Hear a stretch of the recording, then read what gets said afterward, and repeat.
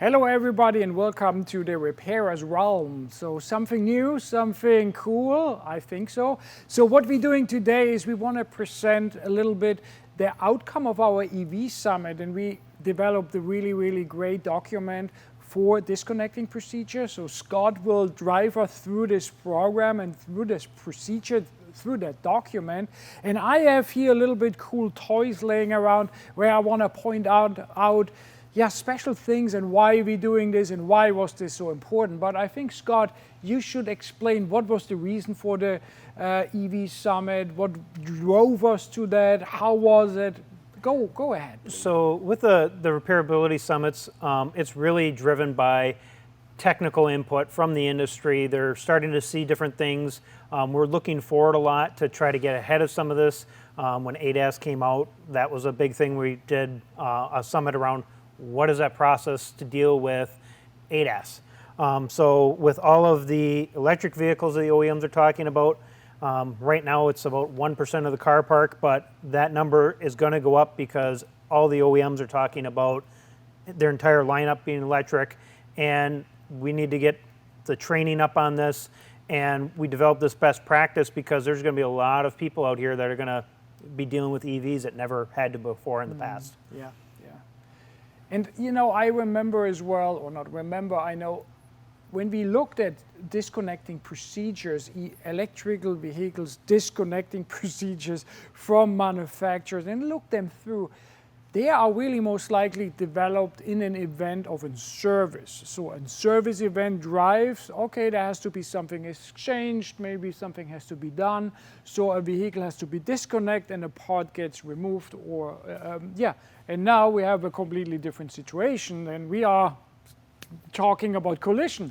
Yeah, so everything that the service has to deal with is typically there's a single fault, something's going on with the vehicle, it's in there for maintenance. Might be a code that's telling them there's a problem in the system, where some of the vehicles that you see in a collision shop, Lord only knows what happened to them, what kind of damage there was. And so we have to go through, I think, the same precautions, if not more so, because the potential for multiple things to be wrong in that system are pretty high. Yeah. So that's kind of the whole thing of why we started this best practice discussion with the industry. So it's not just iCar developing it. We brought in industry experts from all walks of the industry, insurers, repairers, OEMs, to really get that cross-section of the industry and have this technical discussion. So one thing we always like to point out is this best practice doesn't take the place of OEM information. So if you're thinking that you can just use this and never open an OEM manual again, that's not what this is. This is used in conjunction with the OEM repair information. And the other big part, if you're not trained, you can't use this best practice, because this isn't just a 12-volt system where the worst you might get a little zap. If you don't know what you're doing here or how to test it, you're going to miss potential faults in the system, and it ends up with a technician dying. It's a good point, Scott. And only for you guys, when you may be seeing here next to me, seeing this weird card standing around, this represents an electric vehicle, and this card is equipped with every component what we can see in one of those vehicles behind me. For example, what are electric vehicles? So we will go, while we going over that procedure, what we developed, a little bit also dive into this card. This is one of our training props we just developed, where we will make live hands-on training on, and we want to educate the industry as well with the skills and the knowledge, of course, to be safe and working really safe on those vehicles. And we go through that, and I will explain a little bit more why we're going in that procedure. So one of the first things that you're going to find with this disconnecting procedure is we have these cards that are up on the screen, and Dirk has some sitting over here. And those are just to call attention to what's going on with that vehicle. So we're not having somebody that's not educated on that vehicle anywhere near that vehicle if it's got that red warning label on it, so people know what the status of that vehicle is. That's correct. So for example, this model what we have here is right now absolutely live. It just came in a workshop. system is live. So what we would put on a status sign would be, in my first intention, actually the green one. The green, it's live, but the green one is actually now a completely different story. Then what we want to do is we have a system what is live, but we don't know the state of the system. So the first status sign we would put on this vehicle is actually this yellow card. So, and when we disconnecting everything and we know everything is safe, then we can change to red. When we disconnecting it and we will face the problem, oh, the system is not disconnected, then we will check the disconnecting with a meter, and I come to this meter later, and the meter shows us still 400 volts, then we have a big problem, and we put the red card on, and we really stop working on, then the system is live. So we go deeper in that stuff. Yeah, so that green card really signifies we're safe to work on this vehicle, do our collision repair, and that we can do that safely because now all that energy is contained within the battery. Correct. And this is really important to show the status of the vehicle to your colleagues. For example, you're screwing on the car, you're doing something weird, and there is maybe a different status sign and nobody changed it. What's happening really, and your colleague thinks something wrong with Scott. He's electrified or whatever, and he takes a little baseball bat to get you off, that would be maybe a problem. So I was kidding, of course, but it's not only kidding, it's a reality. Right. So it's really important that your environment knows the status of the vehicle. Yep. All right.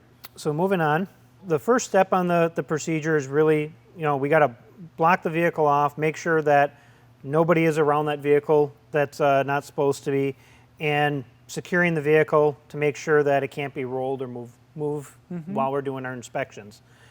And then step 3, removing the charging cable. It's a good point that you pointed out, charging cable. So when you see on here on my card what I'm standing up front, there is a charging cable actually plugged in here. So the first thing what I have to do is remove that charging cable.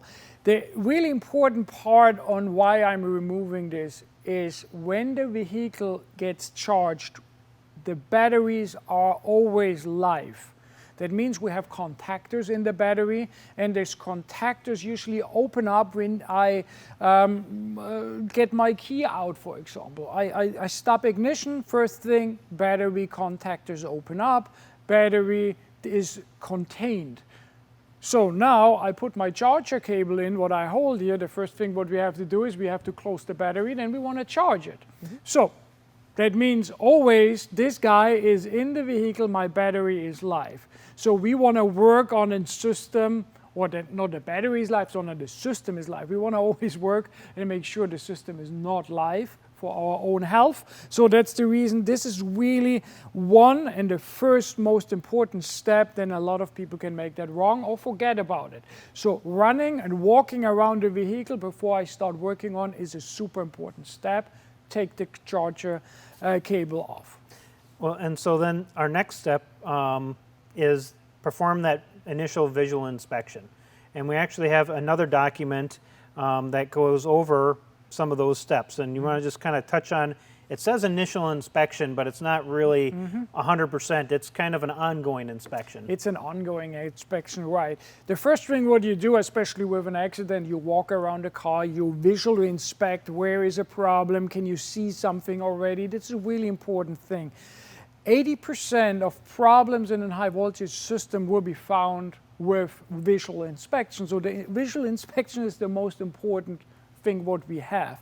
But a visual inspection is also that I can use my hands. Right now, the system is live, there's nothing disconnected, there is an accident involved, I will not touch anything what I don't want. So I don't touch any cables or anything. I'm not starting here pulling on those orange cables. So that means the real visual inspection comes after I disconnect. But of course, the first overview, I look around, walk around, see what's going on, and make my notes already that I know, okay, here is a dangerous area, there is something happening. Well, and I think that's one of the important things, because a lot of the vehicles that you're going to see coming into your shop are going to have collision damage to, say, the charging port. They put them in the fenders. Sometimes they're the front bumper. Sometimes it's the back of the vehicle and the quarter panel. Those are all areas that get damaged quite a bit. So that's something that, you know, as collision repairers, again, the service side, they do the visual inspection, but we have a glaring issue right staring us in the face because we know where the vehicle was damaged. If a vehicle goes off-road, you're going to have to, you know, do some additional inspections once you can safely get that vehicle in the air, and that's not during the initial phase. Yep. Yeah.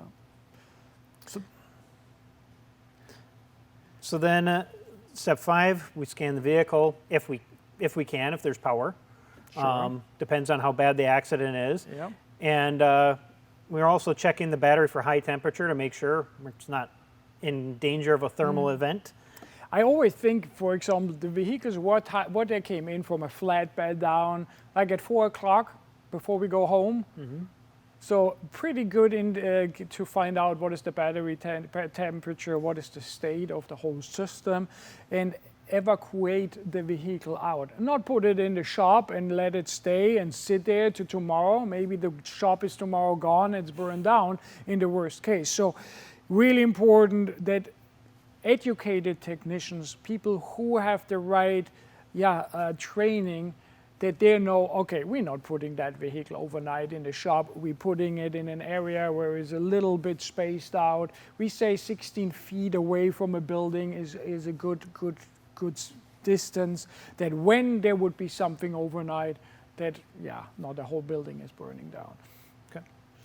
So now for step 6, this is a little bit different because there's actually 3 different disconnecting procedures that we have grouped. You want to just talk a little bit in purple, the battery disconnect? Yeah, we have identified right now out there in the industry 3 disconnecting procedures are in place. One is called the battery disconnect. We will go through this pretty quick. But 2 more disconnecting procedure. One is the service disconnect. That means we have a low voltage disconnecting procedure what opens my contactors in the battery. That means we have an interlock in a high voltage system, and we have as well a little fob, and I can turn that card around and I can show it to you guys. We put that on. You see maybe this little green thing. I didn't point it out to my camera group before, but I can see it really well in this camera. This is a low voltage disconnecting plug. You pull them out, and then the system goes to the battery control unit. 12-volt circuit is open. We have to open the contactors. Companies like, or manufacturers like BMW using a service disconnect as an example. So, and when you open that, there is then a different procedure what is described in the document as well, really well, and you have to use a padlock to secure it that nobody can go and put it back on. Another disconnecting procedure is with a diagnostic tool, and they say, okay, we can perform the same thing as well with a diagnostic tool. We open those contactors on an order from a diagnostic tool, works as well. But really important after each, doesn't matter which procedure I'm going, I have to verify that the system is really disconnected, and that's all described in this document. But let's dive into battery disconnect a little bit more. What do you think? Yeah. So first thing it says, remove the ignition. Or a key from the ignition. So let me maybe really point out what I have here on this card, that everybody not getting too much confused what the hell this guy has here on his card. So I have here a box on top, what we're calling a junction box. That means, so every high voltage component or is connected over this box together. So we have here below a high voltage battery. So here's my battery pack in. You can see here my battery disconnect here on top, on front. I will pull them out in a few seconds and show you a little bit more. So from my high voltage battery, we have a cable going up here in this junction box. And from there, we're distributing high voltage to all components. We have the inverter below here. So here below this big box is my inverter. From the inverter, we have a DC-DC. So here the inverter Then here on top again, we have a DC-DC converter. That means we have to charge my 12-volt system, for example, and control. Like means 400 volts, high voltage to low voltage. That's the box what is responsible for that. We have an electrical heater here on this side, and of course we need an electric motor, what you can see here in the back. Here you see my hand flying around the electric motor. So, and a 12-volt battery we need as well. So everything what we need, we have on this card. So what was your question about battery disconnect? We got to take out the key fob first. The key fob. Okay, we made a beautiful key fob with the iCar logo, 3D printed by one of my colleagues. So thank you for that. So we take this key fob away. Then, as you guys know, keyless entry is more or less now present in all modern vehicles. So we have to really, really lock that away. And I think I give it to you, then you are a little bit farther away, and you lock it in a lockbox a little bit farther away, that we are not in contact with the vehicle, and we make sure that ignition is off. Really important. So then it says, okay, now we can disconnect and insulate the negative cable. So before, we have forgot one really important thing. Okay. So I put the key away. I gave you the key, you put it in the lockbox. Yep. So usually I should not give you the key, then I'm the responsible person. That was also a little bit kidding and joking around to make that a little bit more interesting for everybody. But I'm the responsible person. I'm the person who disconnect that vehicle. I lock that key in a lockbox and I secure that. I have the key. I'm the only person who has access to the key what I gave you. I put now my life in your hands, then you have the key. So that's not going on outside. So things like that we're not doing. Also, when I wanted to make a joke here and kidding, it's not a joke, it's important stuff. Next thing what we're doing, we labeling that I disconnected or I disconnected ignition, and I was the person who is doing this. So we created those labels, what we're putting on everything. So this is a label, and I try to hold it a little bit thing. You can see I disconnect the ignition key.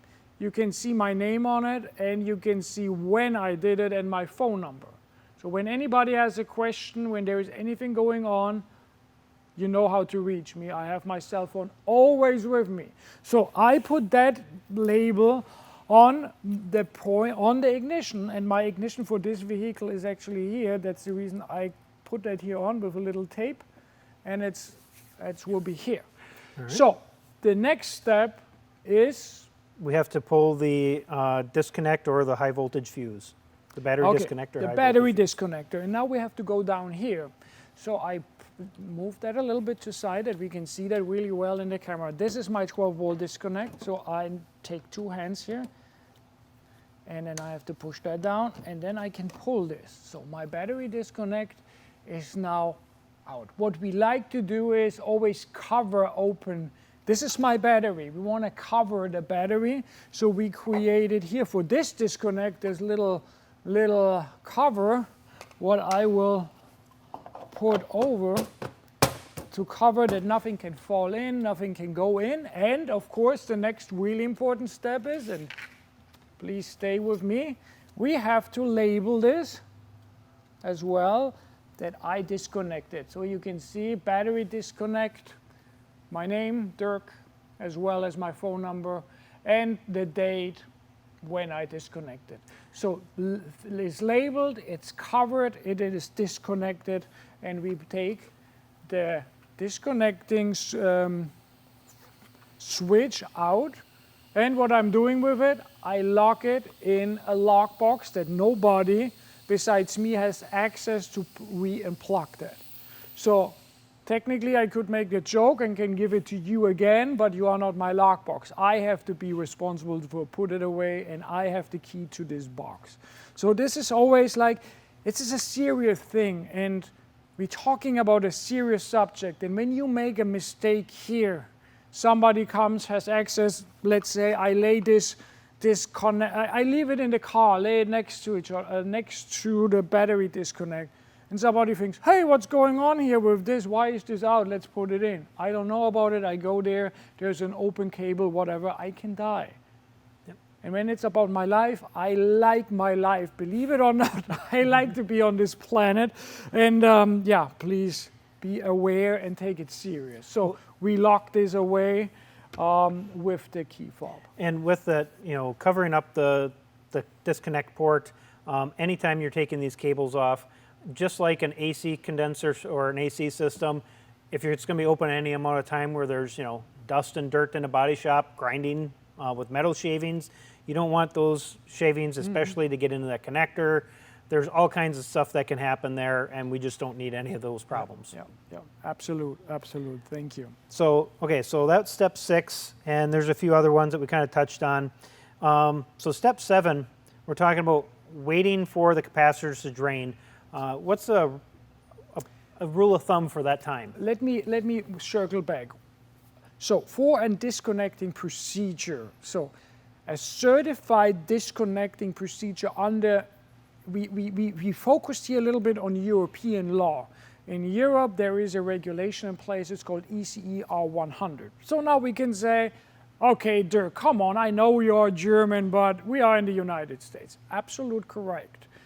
But, there is a regulation, what Europe is using, I will call it as best practice, then they're using this already over, I think, 12 years on those vehicles. And to make a certified disconnecting procedure, you have to disconnect minimum 2 things. We did 2. We did ignition and we did battery disconnect. But my 12-volt system is now still alive. So it means communication can happen. Control units can communicate with each other. We don't want that.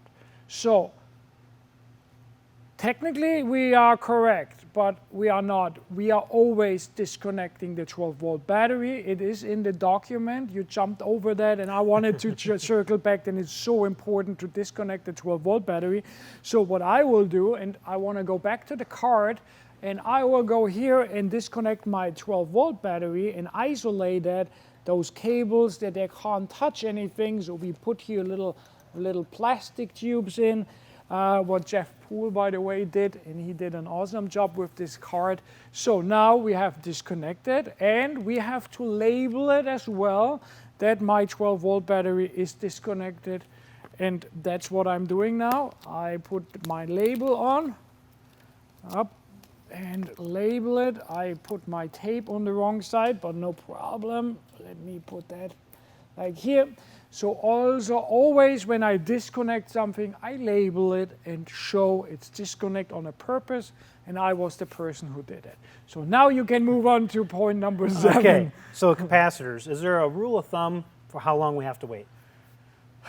Of course, I say always look on the manufacturer guidance, on the manufacturer procedure. There's always a time how long it takes capacitors are discharging. There is a discharging times. Modern vehicles, newer vehicles, regular running on a 5 minutes disconnecting time, or discharging time, I'm sorry.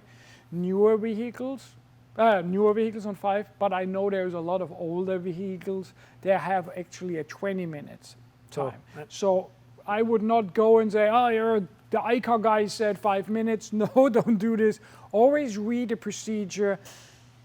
Most likely it is 5 minutes, but there are like older vehicles that have different discharging time, and it could be up to 20 minutes. Okay. Mm-hmm. So, okay, step 8, we're talking about the 2-pole voltmeter. And really, there's a lot of different pieces that we have that are associated with it. And step 9, we have to verify the 2-pole voltmeter is working correctly. So what's the purpose of that? So first of all, we use here, after those 5 minutes wait time, of course we want to verify my system is disconnected, my system, I'm on a safe system and can work there. That's the most important thing. That's my lifesaver, and that's really good. So we use as a tool a 2-pole voltmeter. Then it's a pretty simple tool. It shows me only voltage, and it shows me maybe 400 voltage, what could be the battery power of that high voltage vehicle. So I don't need to see 400, 1.367 volts. I need only to know, yep, it's 400 volts, it's live, I have a problem. Or it's 0, it's disconnected and it's good. So that's the reason we like to use this, and it's a simple tool, and I would recommend every workshop in the near future get one of those. It's simple, easy to use, and you can't make a mistake. So what I'm doing is always check my measurement device, what I'm using, then it's my lifesaver. It works, it's in a good condition. I check my cable, see there is no damage, and then I check it works. And I go always on a known source, voltage or a power source. And what I know that my car or my vehicle has a 12-volt battery, and I expect 12 volts. So let me check on the 12-volt battery if that tool is working properly. So I'm going on this side, then you can see that a little bit better. I go here, go on my 12 volt, and it shows me actually 12 volt. Wow. So I know it works. So now I can perform my test. Oops, sorry. Now I can perform my test. I have it in my hand and I can check on this point, wherever it is on a vehicle. I can put a Y adapter in between the battery and an inverter. Recommendation of a test is always as closest to the battery. So in this case, in our model, what we have here, our closest point is from the battery to my junction box. So what I would do is I would take off this lid. Let me take it off, and then I can see here my high voltage and high voltage plus and minus side. And I check if there is any power on that system, and it shows me here 0, and I measure always between high voltage plus and high voltage minus. I check between high voltage plus and ground. Let me go on a housing here, and I go from high voltage minus against the housing. So I do always 3 measurements to verify 0 potential. What I did, and I know the system is now safe, and when that system is safe, then I change my status sign from yellow to green. Then now I know we're on a safe environment, and everybody should know that, and that I'm safe to work on those vehicles. So, and also on the form that we have that you can fill out, we have a section on here that you can pre-fill out the model and serial number of the tool you're using, because, you know, again, in collision, documentation is king. And we have these where these are editable fields, so when you have this document, you can pre-fill this information in, type it in, print off multiple copies for your technician to use, and that way it will save you a little bit of time there. And then we'll move down to the next step here in a minute. But so after we've gone through, we did the 2-pole voltmeter using the proper PPE. We didn't have it for the demo cart. Yep. And we disconnected the high voltage cable, and we checked to verify correct function of the 2-pole volt tester again to make sure something didn't go wrong. You are absolutely right, and now you reminded me something that I wanted to get over. After I test, and you know, always technically, not technically, when I take this tool away and I lay it away and I want to reuse it, I have to verify it works. So now I checked high voltage plus, high voltage minus, etc., all these things. The next step after I'm doing is I go back to my battery and I check, it shows me still 12 volts. So this is what I didn't do. Good that you pointed out and corrected me here. Then we have to make this clearly a step. We have those really good defined in this procedure. And please, everybody out there, we have that available. You make it available for everybody. Check it out, read it through. This is like, for me, the holy grail. This is the Bible of electric vehicles. And that's the reason I'm so proud of that document, what we developed together with the industry. Then it's really, really a good one.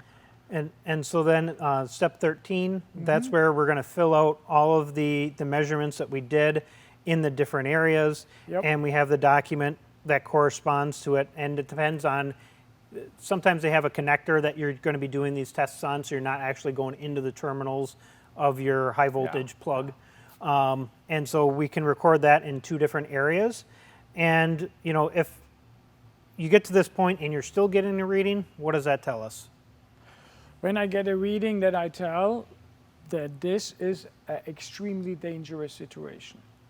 And extremely dangerous, I personally have a high respect for my electric vehicles. I'm not afraid, but I have respect, and that's what everybody has to develop to get respect. When that thing shows me 400 volts after what I just did, I would directly step back, not touch this vehicle. I would call a dealership, ask them if they have an educated person who is allowed to work under live conditions. Then this is a live condition situation. Something is wrong. The system is not shutting down. The contactors in the battery are not open. They can be welded together in one or the other reasons. So there are something in the system is live. So that means now full suit, full PPE, everything what you have, be super careful, and somebody from a dealership technicians who really is specialized on this has to come and do this job. I will not recommend anybody working under live conditions. It can kill you. It's no joke anymore. So, and that's kind of, we have a note in here that if there's voltage there, basically step away from the vehicle. It's in red because, after a collision, who knows what's damaged. Yep. And if a contactor welded shut and is not allowing that battery to open up, and even if it's something that you're like, well, it's probably going to be a total loss, somebody has to still de-energize that vehicle before it goes to the salvage yard or anything like that, because that vehicle's not safe for anybody to be around. Yeah. So that's where you have to do this on these vehicles to make sure that it is safe to sit there and it's not going to have a thermal event. And that's where the red card comes in. That's where the red card comes in, and everybody, run. Okay, let's go. So the vehicle is shut down. Yep. We're going to go and do all of our collision repairs, paint all the parts. Now we're ready to start putting the vehicle back together. Let's say it was on the front fender with a charging port. We had to, disconnect some of the bonding straps or ground cables, or we had to replace the plug for the charging cable. What's our next step after that's reassembled? Yeah, good point. Next step is when we reassemble, when we have a new heater or whatever replaced, we have to check the bonding of this component to the chassis. So bonding and insulation test, that's the 2 important tests what coming next, what we have in there. So that means we need for a bonding test a completely new diagnostic tool, what is called a milliohmmeter, or what is based on a 4-wire measurement method. I have a tool here like this. I want to take that in my hand. So this is my 4-wire measurement tool, milliohmmeter. And with this milliohmmeter, I can exactly define what is the resistance of the product, of the component bonded to the chassis. And we are expecting a really, really low resistance. That's the reason that we need milliohms, low resistance. So what is it about? 4-wire means 4 wires, yeah. 2 wires are responsible to apply a measurement current. So we're using a measurement current, what is around 1 amp. So as higher we're going with the current, as more accurate is my measurement result. So we applying current, also amps. The regulation, what we always talk, this European regulation says the minimum is 200 milliamps. The industry standard is minimum 1 amp, and that's what we also will always talk about. So we applying 1 amp to the system, and we measure voltage. So now, Scott, I know you know Ohm's law really well. So now we have voltage, we have the current. So now we can calculate the resistance, and this is what this tool is doing. It's calculate the resistance of the measurement results of the voltage by applying 1 amp to the system. Well, and I think a lot of people in the collision industry, okay, if we have a a 12-volt system, we have a slightly pinched wire, or something that's going to increase the resistance. Maybe something doesn't work quite right. Maybe it sets a fault code. Maybe it doesn't. But with a high voltage system, what changes there? It changes a lot. This is not 12 volt. It's 400, 800 volt new system. So a little bit of change in resistance can make so much worth. Also, bonding is responsible out of other reasons, and I want to come into the main reason on the insulation test. But for example, only connectors, high voltage connectors, when they're going a little bit up, they're getting too much temperature, and too much temperature, you see from time to time. It's actually interesting. There is a burned vehicle, EV vehicle, once in a while. It's everywhere in the media. So, but a burned gasoline vehicle, we don't see. No, I don't want to make here any statements. Resistance is a big deal when it comes to high voltage, and that's the reason we need it. So the next step on it, you have the document as well. Can you switch over to the document pretty quick? So here you have the documentation for potential equalization. We named it on top. Then this is what we measure, but the potential equalization check, it's the bonding check. And you have to verify from where to where you measure. And then you measure 3 times at the component. Farthest, closest, and the middle. And then we put all those results in. So as a trained person, you know exactly, okay, 1 milliohm is is expected with a distance of 1 meter. I don't want to go too deep in there right now, then this is an introduction of this document. But you can say, okay, that's from there to here, and it's a safe or it's a dangerous situation. And why it can be danger, we go into that into the insulation test now. So now the insulation test, which is different than the bonding test. So why don't you explain the little bit of the difference on those two? So first, the difference in the measurement tool is we use now a mega ohm meter. So we want to measure high resistance. Here, low resistance. So what we're doing on an insulation test, we want to test, is there any short between the high voltage system and a housing, for example. So we don't want detect any resistance here. We want to always see the end of the potential of this meter. I think, that has, I think, 500 mega ohms as a maximum measurement when I'm right. I have to look, I actually forgot. But 500 mega ohms is a huge resistance. So there is no short between the high voltage system and the housing. So what we're doing here is we're applying a test voltage to the system. So technically I would go from high voltage plus to the ground and apply minimum 1 voltage more than the capacity of the battery. That means I have a 400 volt system, so I want to apply minimum 401 system, 401 volts. So into the system. This device can apply 500 volts or 1,000 volts. So we're going in the 500 volt range, applying from high voltage plus to the ground, and we want to have the highest possible resistance as a measurement. Then I know there is no short.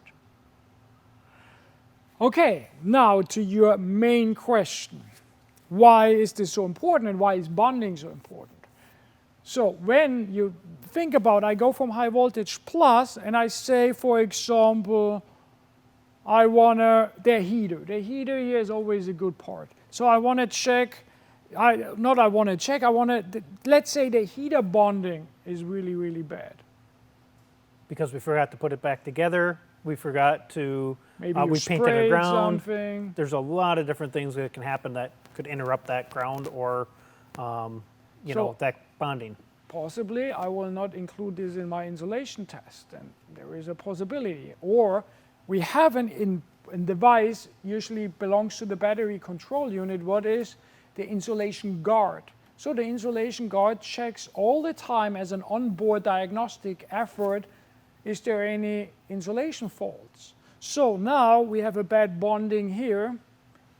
we're sending a measurement voltage out to check for any shorts or any insulation errors, and that system will be not included in this measurement, then the bonding is so bad. So a bad bonding gives us no information for any fault codes, any problems, any insulation errors. So that's the reason bonding test first, insulation test afterwards. Bonding test first, that we make sure everything is bonded right, that the insulation test covers the whole system, and later my onboard diagnostic is capable to include the whole system in this measurement. And this is all, I'm talking about life-saving technology. When a system, an EV system is working really, everything works as it's supposed to be, it's a super secured system. But after an accident, maybe we change the component, maybe we wax the whole thing, or whatever you do, we're doing in the collision site, could be a different situation. So bonding is my lifesaver, and that's the reason it's so important, and it has a high effect on the insulation resistance as well.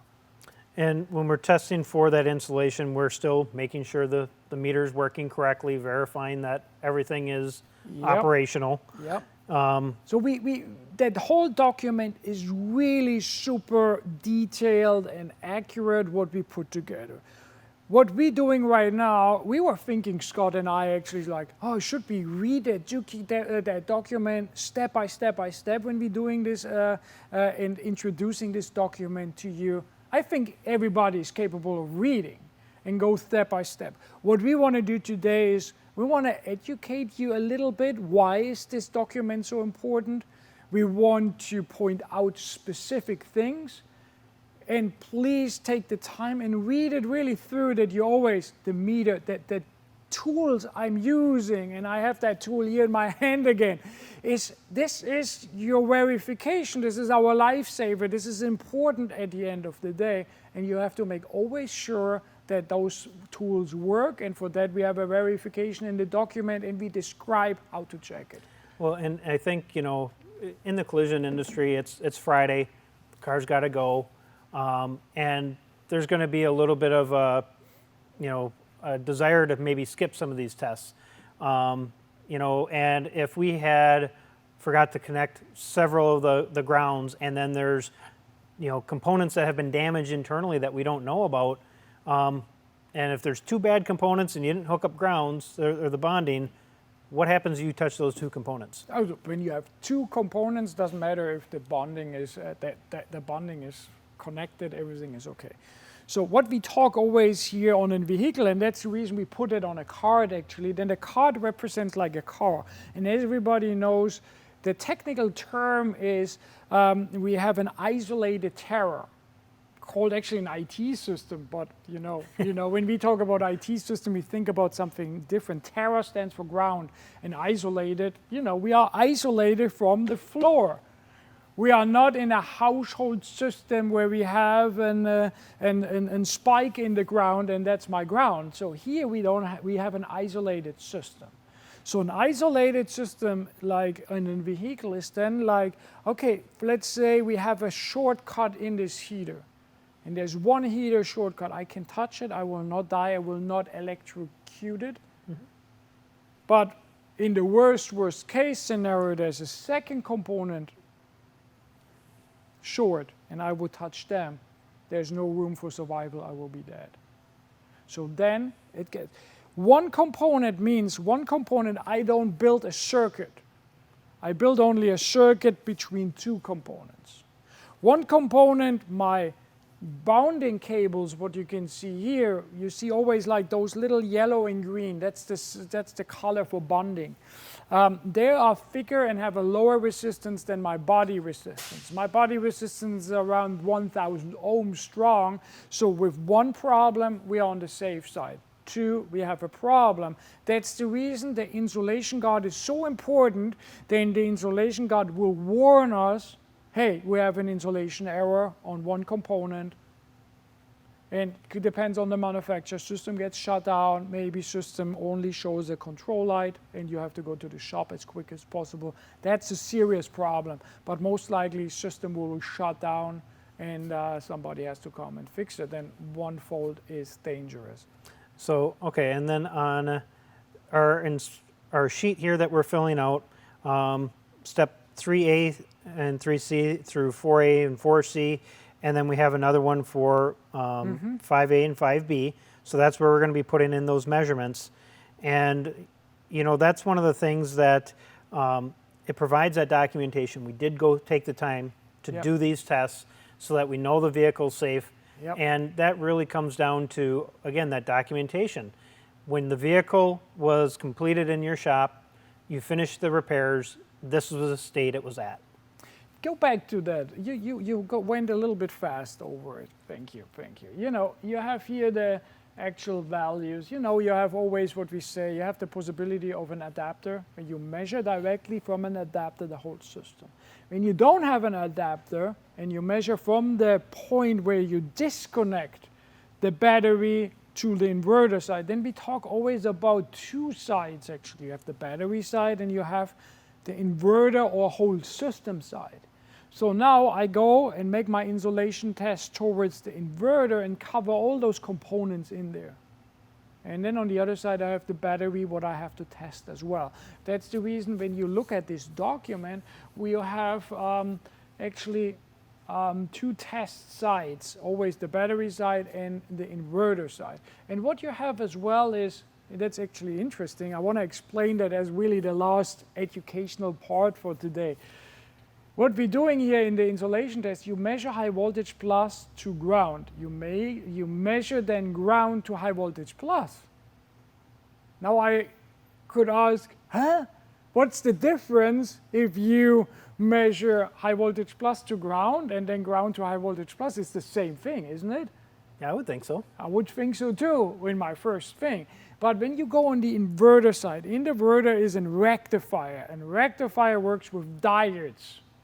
Okay. So with diodes, we know they have only going through in one direction. They're one directional. So in rectifier, okay, what we talking here? It's really high tech now. The inverter is here the part. The inverter is responsible going from those two-phase high voltage DC in AC on a three-phase to run the electric motor on an AC motor. So to really cover the AC side as well in this insulation test in regards to the diodes inside of that system, we have to change the polarity. Then we can go from one loop in and then we go from the other in and testing so the whole system. So that's the reason you're going high voltage plus to ground, ground to high voltage plus, and then we do the same on the high voltage minus side as well, so that we are sure the AC side is also included in this testing.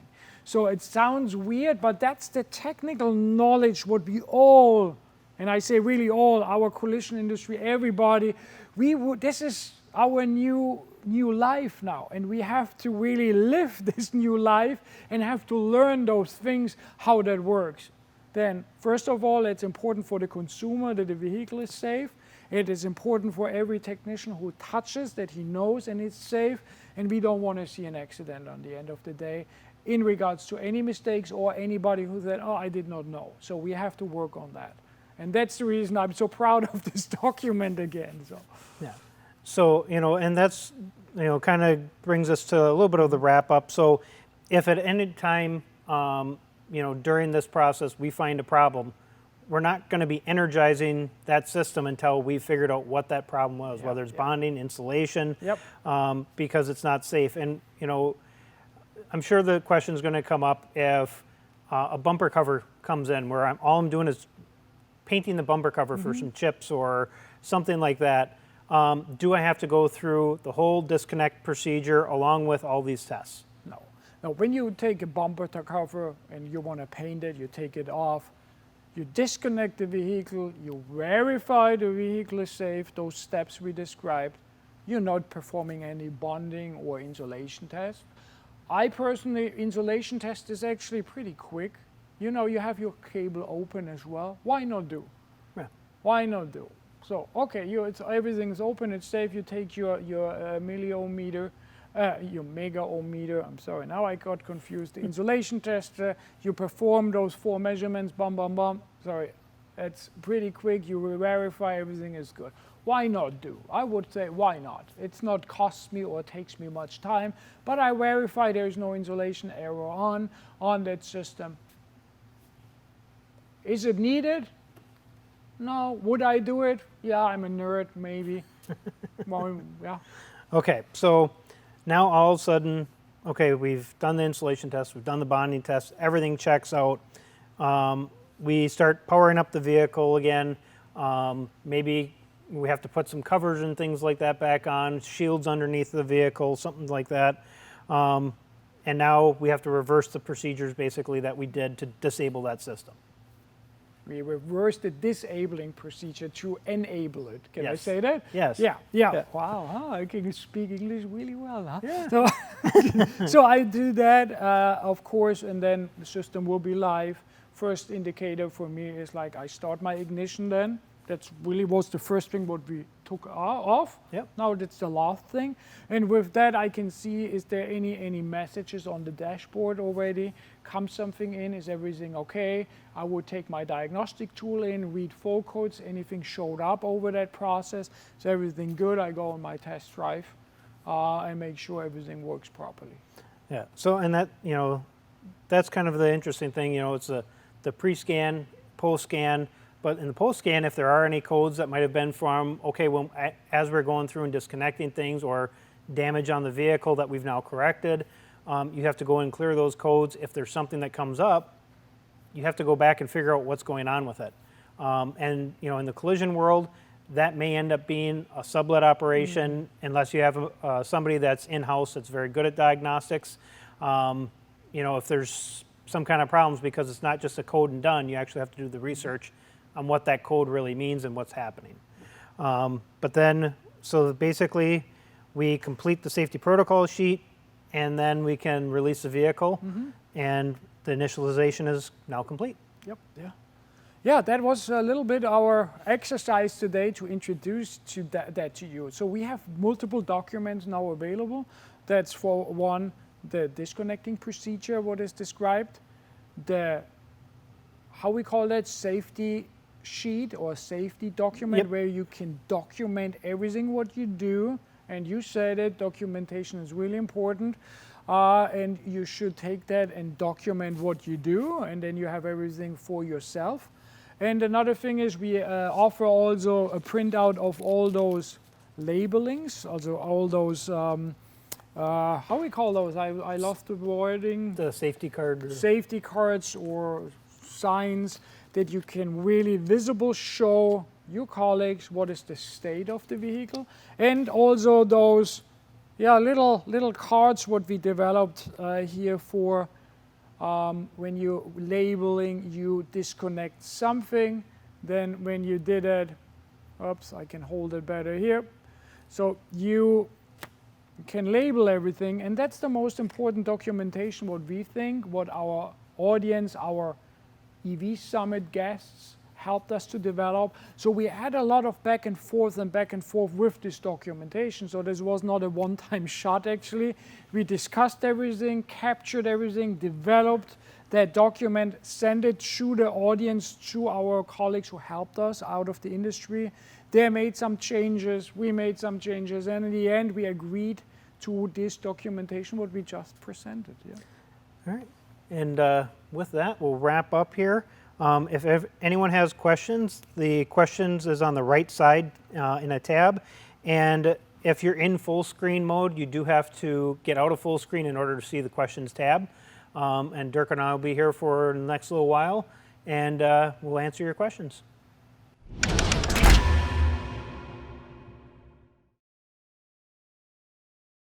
We have currently 7 courses available, and every course is around safety. And this is what we want to do.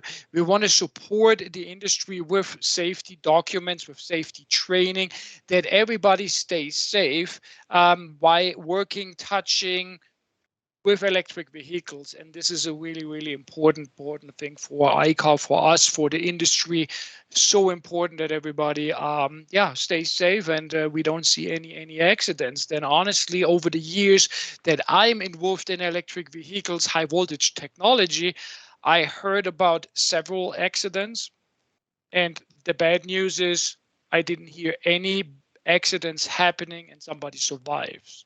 So we're talking here about high voltage technology, who is life threatened, and that's the reason we investing so much time in creating documents and creating also those training courses to help you guys understanding and stay safe. So that's really, really important.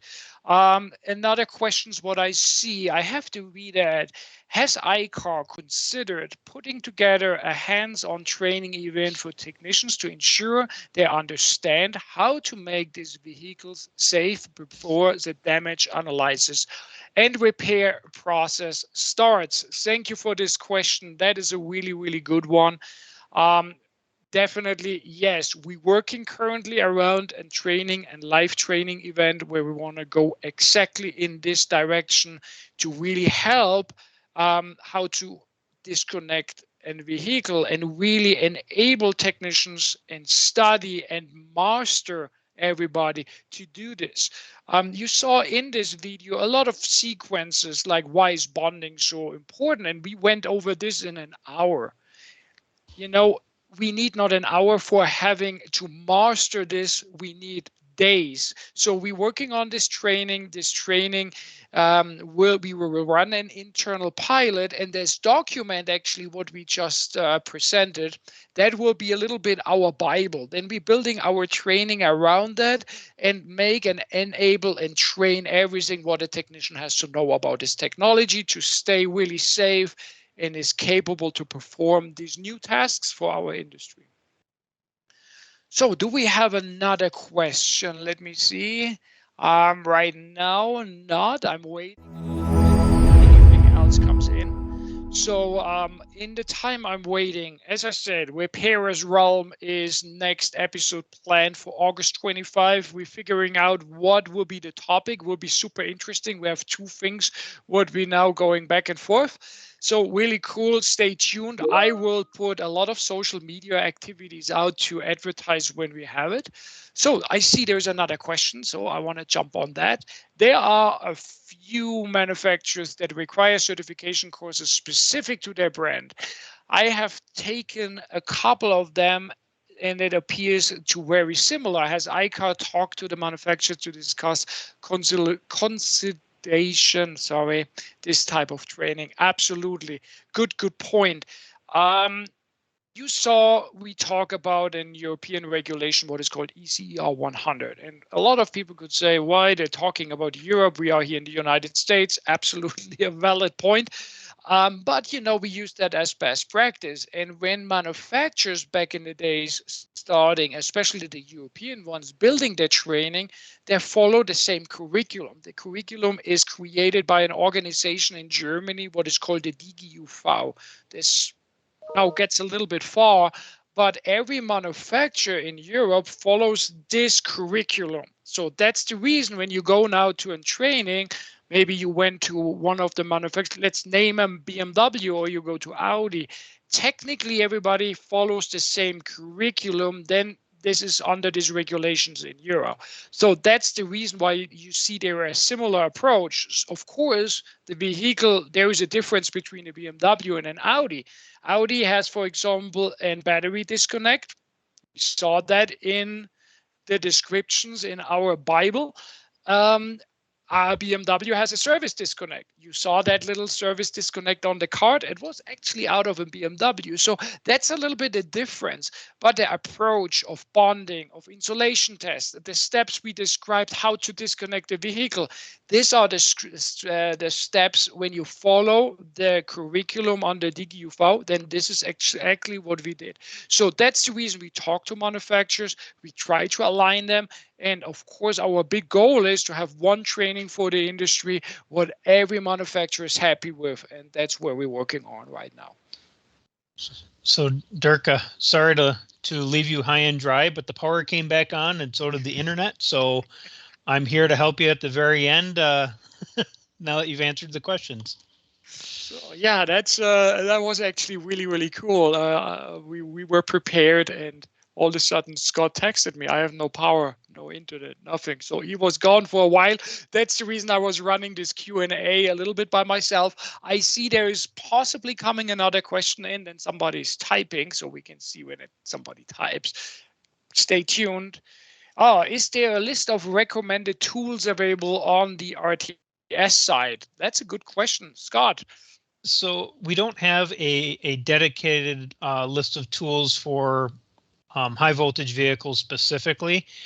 We do have our hybrid and electric vehicle disable search, where you're going to be able to take and look at the each vehicle, what's kind of required for that high voltage disconnect. So if you need high voltage digital voltmeter, scan tool, finish precautions, welding precautions, and where those batteries are located, because a lot of times the OEMs don't do a great job of showing you where exactly that is. So you don't know if the 12-volt battery is under the hood, the trunk, under a seat or a floor. They'll show you a great picture of the battery and which cable you have to disconnect, but they don't tell you where that is in the vehicle. So while we don't have the specific tools that the OEMs recommend, we do have some of that general information on the RTS website. Okay, let's see if there's anything else coming in. So right now, nobody's typing, so I can't see. Maybe we leave it for a minute open. Yep, there is somebody typing again, so maybe there comes another question. No, that was actually my colleague, and he said no other questions. I think we are good. So guys, thank you. Maybe Scott, you want to add something since you had the power loss? Well, you know, the generator, I got it all plugged in and got everything starting to come back on. And then all the power came back on, but the internet wasn't there. So I had to disconnect everything.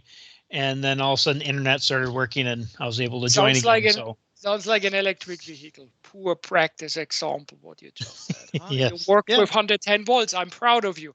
So yes. Guys, thank you. August 25, please have that in mind. We will catch up and follow up with exactly topic and everything around it, but it will be really cool.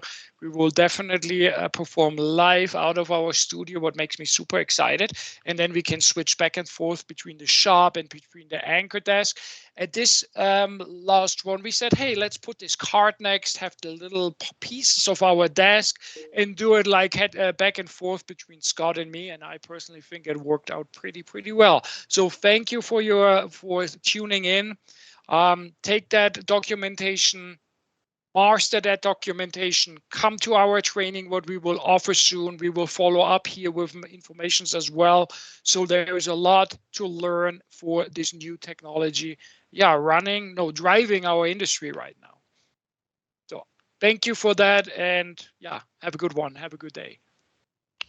Thank you.